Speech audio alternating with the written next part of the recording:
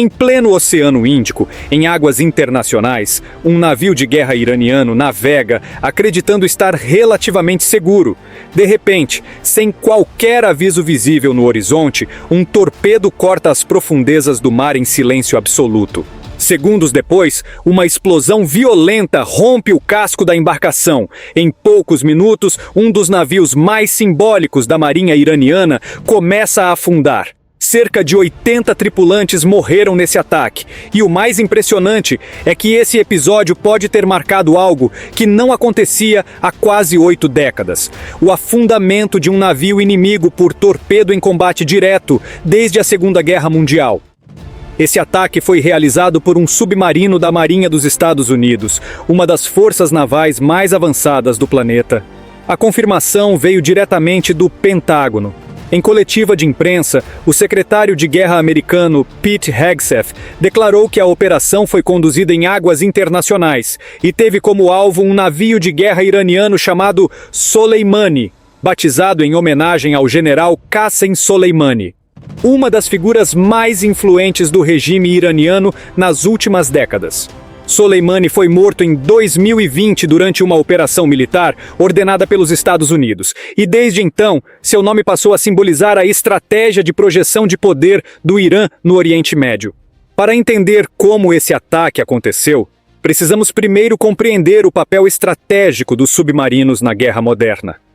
Diferente dos grandes navios de superfície, que podem ser vistos por radares, satélites e aeronaves de reconhecimento, um submarino é uma plataforma de combate extremamente furtiva. Ele pode permanecer submerso por longos períodos, mover-se silenciosamente nas profundezas do oceano e atacar sem que o inimigo sequer saiba que está sendo observado. No caso desse episódio, autoridades americanas confirmaram que o ataque foi realizado por um submarino da Marinha dos Estados Unidos, que operava no Oceano Índico. Embora o Pentágono não tenha divulgado qual submarino participou da operação, é importante lembrar que a frota submarina americana é considerada uma das mais avançadas do mundo. Submarinos nucleares de ataque, como os da classe Virginia ou Los Angeles, são equipados com sensores sofisticados, sistemas de sonar extremamente sensíveis e torpedos guiados de alta precisão. Esses torpedos modernos são armas impressionantes do ponto de vista tecnológico. Diferente dos torpedos utilizados durante a Segunda Guerra Mundial, os modelos atuais podem ser guiados por cabos de fibra óptica ou por sistemas acústicos inteligentes que seguem o ruído produzido pelos motores do alvo. Isso significa que, uma vez lançados, eles conseguem ajustar sua trajetória e perseguir o navio inimigo até atingir o ponto mais vulnerável do casco. Segundo o secretário de Guerra dos Estados Unidos, a embarcação navegava em águas internacionais quando foi detectada pelo submarino americano. A partir desse momento, iniciou-se uma sequência de procedimentos extremamente calculados. Primeiro, o submarino precisa identificar o alvo com precisão, confirmar que se trata realmente de uma embarcação inimiga e avaliar a distância, velocidade e direção do navio. Depois dessa análise, vem a fase do ataque. O torpedo é lançado de dentro do tubo de disparo do submarino e começa sua corrida silenciosa debaixo d'água. Em muitos casos, o alvo só percebe o que está acontecendo segundos antes do impacto ou simplesmente não percebe. Quando o torpedo atinge o casco de um navio de guerra, o efeito pode ser devastador. Muitas vezes ele explode abaixo da linha d'água, criando uma poderosa bolha de pressão que literalmente quebra a estrutura do navio. Em alguns casos, a explosão pode partir a embarcação ao meio ou causar inundações impossíveis de controlar. Foi exatamente isso que aconteceu com o navio iraniano. A explosão provocada pelo torpedo causou danos críticos na estrutura da embarcação, levando ao seu afundamento em pouco tempo. Cerca de 80 tripulantes morreram no ataque. Do ponto de vista militar, esse episódio tem um peso histórico enorme. Segundo o próprio Pete Hegseth, este foi o primeiro afundamento confirmado de um navio inimigo por torpedo desde a Segunda Guerra Mundial. Durante décadas, as grandes potências evitaram confrontos navais diretos desse tipo, principalmente por causa do risco de escalada entre países com grande capacidade militar. Isso mostra o nível de intensidade que esse conflito atingiu. Além disso, a destruição do navio Soleimani envia uma mensagem clara do ponto de vista estratégico. Ela demonstra que os Estados Unidos mantêm superioridade naval significativa e que suas forças submarinas são capazes de atingir alvos importantes, mesmo em áreas onde o Irã acreditava ter alguma margem de segurança. Mas esse ataque também levanta uma preocupação ainda maior. Quando navios de guerra começam a ser afundados e quando submarinos entram diretamente no combate, isso indica que a guerra pode estar entrando em uma fase muito mais perigosa. E enquanto esse episódio acontecia no mar, outra frente do conflito começava a se intensificar rapidamente em terra e no ar. O regime iraniano iniciou uma série de ataques de retaliação contra vários países do Oriente Médio, ampliando o alcance da guerra para além das fronteiras de Israel. E foi exatamente isso que começou a acontecer nas horas seguintes ao ataque no Oceano Índico. O regime iraniano respondeu intensificando suas ações militares em várias frentes ao mesmo tempo, ampliando rapidamente o alcance do conflito para diferentes regiões do Oriente Médio. O que inicialmente parecia um confronto direto entre Estados Unidos, Israel e o Irã começou a se transformar em uma crise regional envolvendo diversos países que abrigam bases militares americanas. O Irã passou a direcionar suas retaliações não apenas contra Israel, mas também contra nações que mantêm presença militar dos Estados Unidos em seus territórios. Entre esses países estão Catar, Emirados Árabes Unidos, Bahrein, Kuwait, Jordânia e Iraque, todos considerados peças estratégicas na arquitetura de segurança construída por Washington ao longo das últimas décadas no Oriente Médio. Ao mesmo tempo, a Guarda Revolucionária do Irã iniciou uma nova onda de ataques utilizando mísseis balísticos e drones contra o território israelense. As forças de defesa de Israel confirmaram que várias barragens de mísseis foram lançadas durante a madrugada, obrigando o sistema de defesa aérea do país a entrar novamente em operação máxima. Alertas de emergência foram enviados diretamente para celulares de civis em diversas regiões, enquanto sirenes soavam em várias cidades. De acordo com militares israelenses, essa foi a terceira onda de ataques registrada em poucas horas. Alguns desses mísseis foram interceptados pelos sistemas de defesa do país, como o conhecido Iron Dome. Mas a intensidade dos disparos demonstra que o Irã ainda mantém capacidade significativa de lançar ataques de longo alcance, mesmo após os bombardeios iniciais conduzidos por Estados Unidos e Israel. Apesar disso, autoridades militares americanas afirmaram que o poder de fogo iraniano já começou a mostrar sinais de enfraquecimento. O chefe do Estado-Maior Conjunto dos Estados Unidos, General Dan Kane, declarou que o volume de lançamentos de mísseis balísticos iranianos caiu drasticamente desde o início do conflito.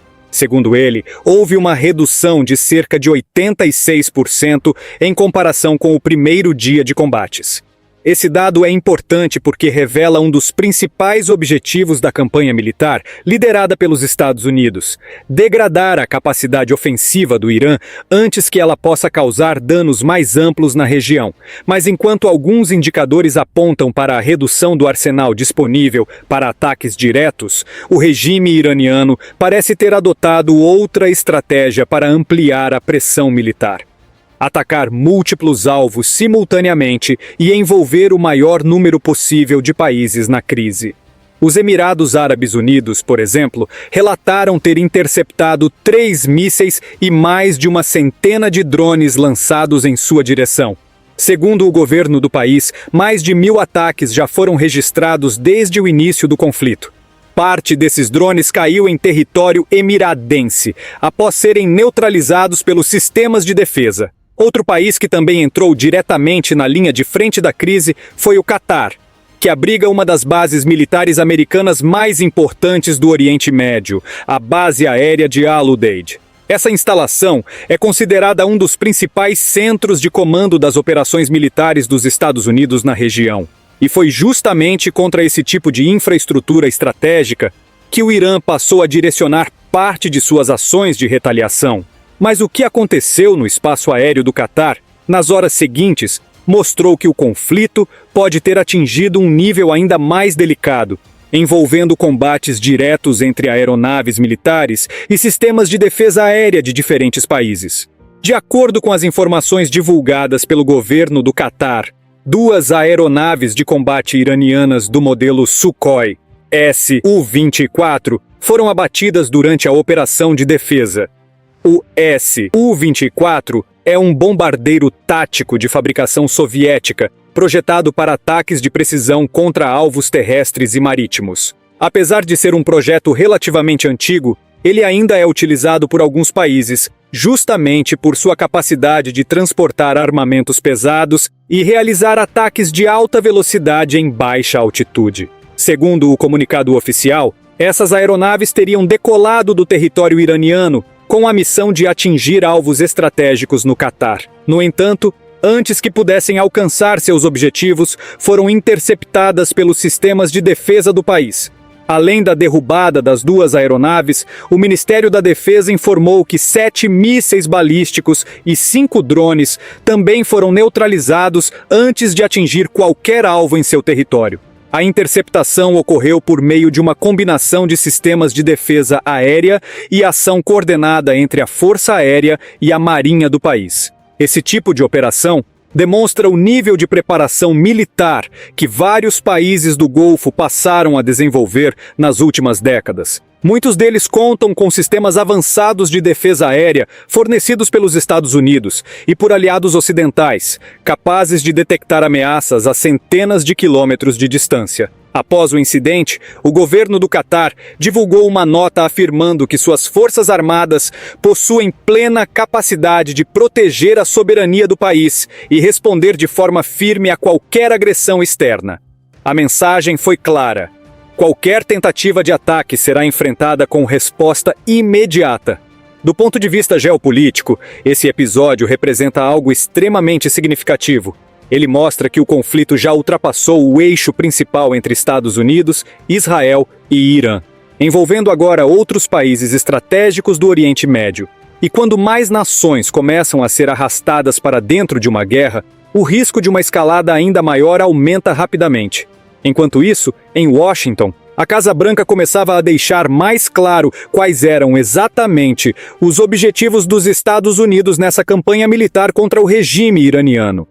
E entender esses objetivos é fundamental para compreender até onde essa guerra pode ir. O governo dos Estados Unidos passou a explicar com mais clareza a estratégia por trás da campanha militar contra o Irã. Segundo a Casa Branca, o presidente Donald Trump estabeleceu 4 objetivos principais para o conflito, que funcionam como uma definição de vitória para Washington. O primeiro é destruir a capacidade naval iraniana, reduzindo a influência do país no Golfo Pérsico e no Estreito de Hormuz, uma das rotas marítimas mais importantes do mundo para o transporte de petróleo. O segundo objetivo é neutralizar o programa de mísseis balísticos do Irã, considerado uma das principais ferramentas militares do regime. O terceiro é enfraquecer os grupos aliados do regime iraniano espalhados pelo Oriente Médio, frequentemente acusados de atacar interesses americanos e de seus aliados. E o quarto objetivo é impedir que o Irã consiga desenvolver armas nucleares. De acordo com o governo americano, a operação foi autorizada porque havia sinais crescentes de ameaças contra forças e bases dos Estados Unidos na região. A estratégia adotada foi agir preventivamente para enfraquecer o regime iraniano antes que ele pudesse lançar ofensivas mais amplas. Apesar disso, autoridades afirmam que não existe, neste momento, um plano oficial para enviar tropas terrestres ao Irã, embora nenhuma opção militar esteja totalmente descartada. Enquanto a estratégia militar era apresentada, um intenso debate político começou dentro dos Estados Unidos. No Congresso americano, parlamentares discutiram se a campanha militar deveria ou não ter autorização formal do legislativo. Alguns senadores tentaram aprovar uma resolução que obrigaria o governo a interromper as hostilidades caso não houvesse aprovação do Congresso. No entanto, a maioria do Senado decidiu apoiar o presidente, bloqueando a medida por 52 votos contra 47. Para muitos parlamentares, a ação militar seria necessária diante de décadas de confrontos indiretos com o regime iraniano e de acusações de apoio a grupos armados que atacam interesses americanos. Ainda assim, o tema permanece gerando polêmica dentro do país. Parte da população teme que os Estados Unidos se envolvam em mais um conflito longo e caro no Oriente Médio, enquanto outros defendem que agir agora pode evitar ameaças maiores no futuro. Ao mesmo tempo, a guerra começa a atingir uma das regiões mais sensíveis do planeta, o Golfo Pérsico e o Estreito de Hormuz. Cerca de 1/5 de todo o petróleo comercializado no mundo passa por esse estreito corredor marítimo, o que significa que qualquer instabilidade militar na área pode provocar impactos diretos na economia global. Autoridades iranianas afirmaram recentemente que forças da Guarda Revolucionária atingiram um petroleiro com bandeira dos Estados Unidos no norte do Golfo Pérsico, embora o incidente ainda não tenha sido confirmado oficialmente por Washington. O regime iraniano também declarou ter controle total do Estreito de Hormuz, sinalizando que pode tentar bloquear ou ameaçar o fluxo de petróleo na região. Desde o início do conflito, vários navios comerciais e petroleiros foram atingidos por mísseis ou drones próximos à costa de Omã, provocando feridos, mortes e incêndios a bordo das embarcações. Esses ataques sugerem que o Irã pode estar adotando uma estratégia de pressão indireta contra a economia mundial. Pequenas interrupções no tráfego de petróleo pelo Estreito de Hormuz já são suficientes para provocar fortes oscilações no preço do petróleo e gerar preocupação nos mercados internacionais. Ao mesmo tempo, tanto o Irã quanto os Estados Unidos mantêm uma forte presença militar na região, com mísseis, drones, embarcações e grandes forças navais. Essa concentração de poder militar transforma o Golfo Pérsico em um dos pontos mais delicados da atual crise, onde qualquer erro de cálculo pode ampliar ainda mais o conflito e trazer consequências que vão muito além do Oriente Médio. Diante da escalada militar entre Israel, Estados Unidos e Irã, o posicionamento do governo brasileiro chamou atenção justamente pelo tom cauteloso adotado nas primeiras manifestações oficiais. Em vez de declarações diretas do presidente da República sobre o conflito, a resposta inicial do Brasil foi conduzida pelo Ministério das Relações Exteriores, por meio de notas diplomáticas relativamente breves. Esses comunicados expressaram preocupação com a escalada de hostilidades no Oriente Médio e defenderam a necessidade de diálogo, contenção e respeito ao direito internacional. O texto também reforçou a posição tradicional da diplomacia brasileira de buscar soluções pacíficas para conflitos internacionais e evitar que disputas militares se ampliem para toda a região. É preciso considerar que o silêncio de Lula pode estar relacionado ao momento delicado das relações diplomáticas entre Brasil e Estados Unidos e do apoio escancarado que Lula sempre demonstrou a regimes totalitários e grupos extremistas do Oriente Médio. Em diferentes momentos da política externa brasileira, especialmente durante governos anteriores, Lula buscou desempenhar um papel de interlocutor diplomático com o regime dos ayatolás. Um exemplo marcante ocorreu em 2010, quando o Brasil participou de uma tentativa de mediação internacional envolvendo o programa nuclear iraniano. Naquele período, o governo brasileiro tentou atuar como uma ponte entre o Irã e potências ocidentais, em uma iniciativa que buscava reduzir tensões envolvendo o enriquecimento de urânio. Embora aquela tentativa de mediação não tenha avançado da forma esperada, ela marcou um momento em que Lula buscava maior protagonismo diplomático no cenário internacional. Hoje, porém, o contexto é bastante diferente. O cenário global está mais polarizado. As disputas geopolíticas entre grandes potências se intensificaram e o espaço para iniciativas diplomáticas independentes se tornou mais limitado. Nesse ambiente mais complexo, Lula parece ter optado por uma estratégia de cautela. Em vez de assumir protagonismo imediato ou fazer declarações mais contundentes, a postura tem sido a de acompanhar os acontecimentos com prudência, evitando se posicionar diretamente ao lado de qualquer um dos blocos envolvidos no conflito. É como diz aquele bom e velho ditado: quem tem, tem medo. Mas enquanto Lula tenta se equilibrar no cenário internacional, fazendo malabarismo para não falar nenhuma besteira que possa o comprometer politicamente, outro debate começa a ganhar força dentro do próprio país: a necessidade de reforçar a capacidade de defesa nacional em um mundo que se torna cada vez mais instável. E foi justamente nesse contexto que uma declaração recente do ministro da Defesa trouxe o tema da segurança estratégica brasileira de volta ao centro das discussões. O ministro da Defesa, José Múcio, fez um alerta que reacendeu um debate antigo no país: o nível de investimento brasileiro em defesa e a capacidade das Forças Armadas de proteger os interesses estratégicos nacionais em um mundo cada vez mais instável.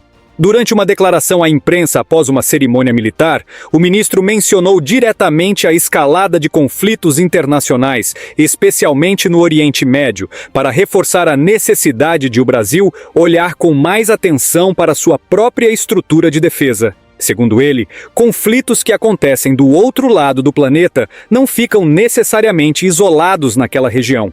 Eles podem afetar rotas comerciais, provocar instabilidade nos mercados globais, alterar cadeias de abastecimento e até influenciar decisões estratégicas de governos em diferentes partes do mundo.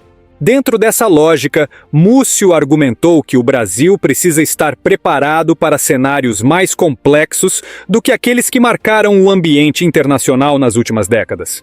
Embora o país mantenha uma tradição diplomática voltada para a solução pacífica de conflitos, isso não significa abrir mão da capacidade de dissuasão militar. No vocabulário estratégico, dissuasão significa exatamente isso: possuir capacidades militares suficientes para desencorajar possíveis ameaças antes mesmo que elas se materializem.